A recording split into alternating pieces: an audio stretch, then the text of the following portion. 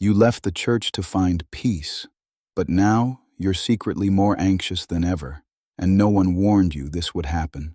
You called yourself spiritual but not religious because you were done with the judgment, the power plays, the shallow sermons that didn't match real life. And no one can blame you. You saw leaders fall, churches split, people gossip in the name of prayer.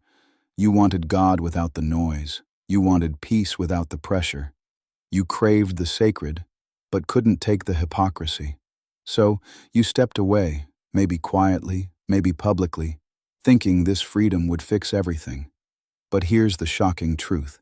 This new freedom might be the very thing fueling your fear. A Psychology Today report exposed that those who identify as spiritual but not religious are significantly more likely to struggle with anxiety, phobias, and depression than both churchgoers and even atheists. It's not just a stat, it's a warning. The path that promised peace is secretly pulling many into a silent storm of inner unrest. And deep down, you've felt it. That nagging sense that something's missing. That invisible weight on your chest when life hits hard and you realize you're alone. No map, no community, no framework that holds you when your strength runs out. This is the paradox you've stepped into. Freedom from religion has turned into the burden of self-creation. You've traded the imperfect structure of the church for the impossible task of being your own savior. You've become the priest, the prophet, the God, and the judge of your own life. And it's exhausting. Romans 1:25 speaks of people who exchanged the truth about God for a lie and worshipped and served created things rather than the Creator. That may sound harsh, but look closer. It's not just about statues and idols.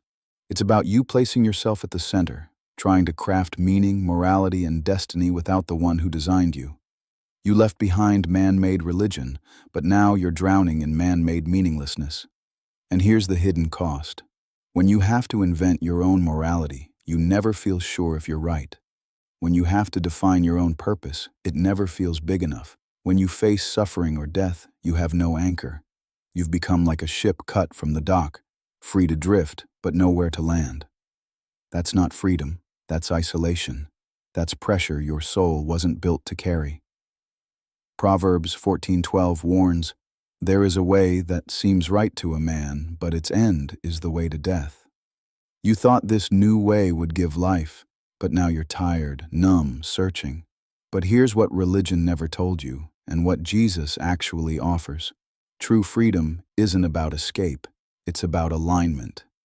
In John 8:32, he says, "You will know the truth, and the truth will set you free." Freedom comes not from removing boundaries, but by returning to the one who made you. Christianity doesn't erase your uniqueness, it anchors it.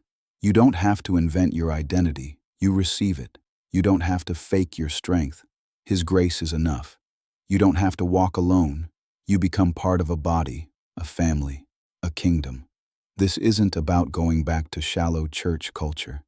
This is about stepping into a deeper story, a relationship where you are fully known and still fully loved, where your questions don't scare God and your past doesn't disqualify you, where you're not the architect of your soul, but the beloved child of a Father who never fails.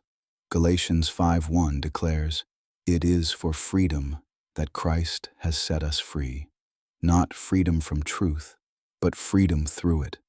So the next time you feel that rising anxiety, the silent ache that your meditation app can't fix, ask yourself, is this freedom? Or is this a cage dressed up as autonomy? And if it's the latter, maybe it's time to come home. Not to a building, but to a person. The one who already carried the burden you've been trying to lift alone.